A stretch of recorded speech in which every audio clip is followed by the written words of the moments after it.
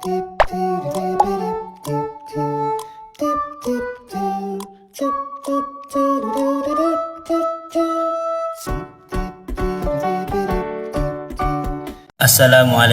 warahmatullahi wabarakatuh. Perkenalkan, nama saya Ali Al-Majid, Prodi Teknik Informatika kelas C angkatan 2024. Di sini saya akan presentasi mengenai judul filsafat kontemporer dan postmodernisme.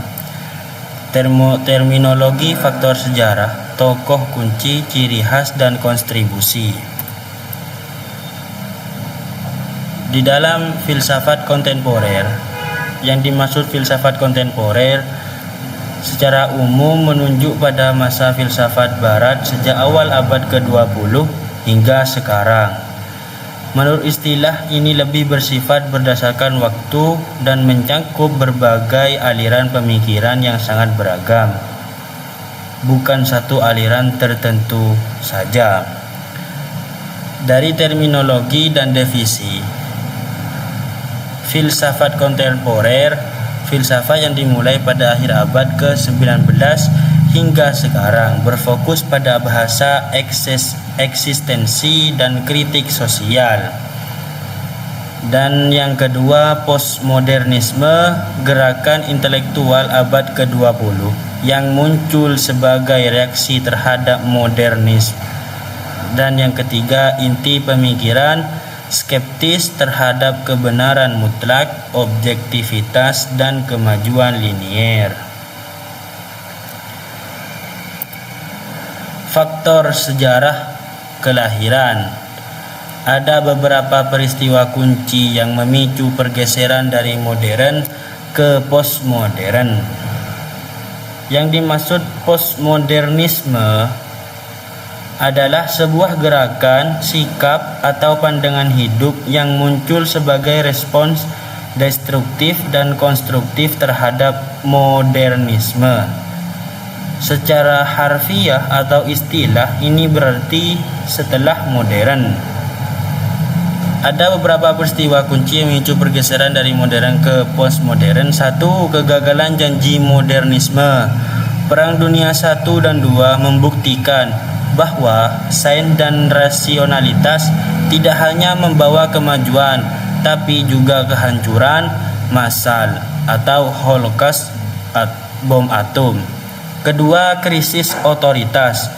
Munculnya ketidakpercayaan terhadap institusi besar, negara, agama, dan sains. Dan yang ketiga, revolusi informasi. Peralihan dari masyarakat industri ke masyarakat informasi atau konsumsi.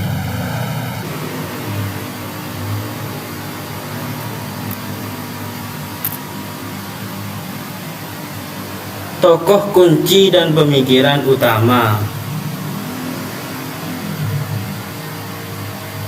Ada 4 tokoh di sini. Yang pertama, Jean-François Lyotard atau The Postmodern Condition. Dikenal dengan konsep kematian metanarasi. Menolak narasi besar seperti agama, sains, atau ideologi politik yang mengeklaim kebenaran universal bagi semua orang. Tokoh yang kedua, Jacques Derrida atau dekonstruksi, mengajarkan metode dekonstruksi dan berpendapat bahwa bahasa bersifat licin.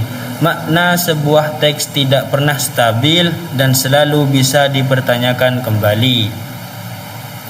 Yang ketiga, Michel Foucault atau arkeologi pengetahuan. Di sini mengetahui kekuasaan dan pengetahuan.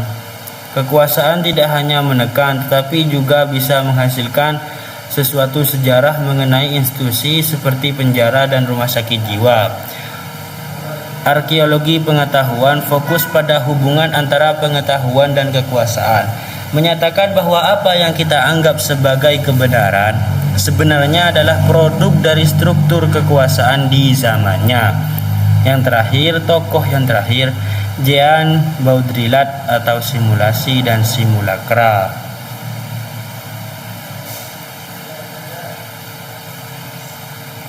Mencetus ide tentang hiperrealitas di era media sosial dan iklan.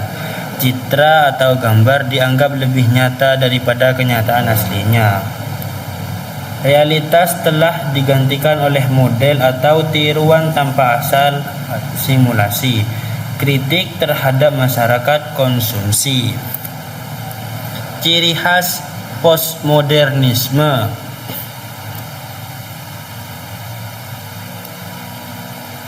Terdapat di sini ada 4 ciri khas postmodernisme. Yang pertama, antifondationalisme, menolak adanya dasar tunggal yang absolut untuk kebenaran. Dan yang kedua, pluralisme, menghargai keberagaman pandangan dan gaya. Tidak ada satu cara hidup yang benar. Yang ketiga, ironi dan parodi, menggunakan gaya bermain-main dalam karya seni dan pemikiran. Yang terakhir, relativisme, kebenaran bersifat lokal dan kontekstual, bukan universal. Kontribusi terhadap dunia modern ada 3 macam. Yang pertama, demokratisasi pemikiran, memberi suara pada kelompok marginal atau minoritas, perempuan, dan budaya lokal yang sebelumnya terpinggirkan oleh narasi besar. Kedua, kritikan sosial, mendorong kita untuk bersikap kritis terhadap media dan propaganda. Ketiga, interdisipliner, menghapus sekat kaku antara seni, sains, politik, dan filsafat. Mengenai kesimpulannya, postmodernisme dan aliran-aliran kontemporer lainnya muncul karena beberapa faktor sejarah seperti kegagalan dari proyek modernitas yang terlihat jelas melalui Perang Dunia dan krisis nilai. Beberapa faktor lain mempercepat munculnya aliran ini adalah perkembangan ilmu pengetahuan dan teknologi yang sangat cepat, serta muncul berbagai gerakan sosial yang menuntut pengakuan terhadap keragaman dan perbedaan. Postmodernisme bukanlah akhir dari pencarian kebenaran, melainkan sebuah pengingat bahwa dunia ini kompleks.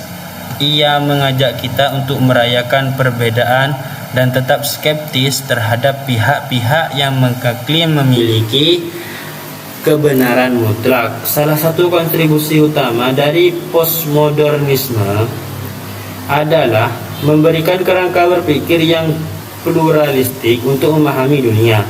Aliran ini mendorong kita untuk mempertanyakan netralitas pengetahuan dan teknologi, terutama dalam konteks era digital saat ini.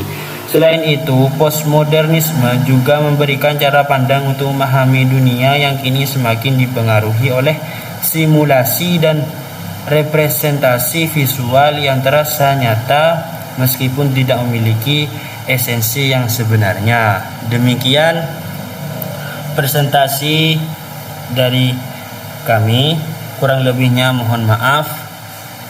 Assalamualaikum warahmatullahi wabarakatuh.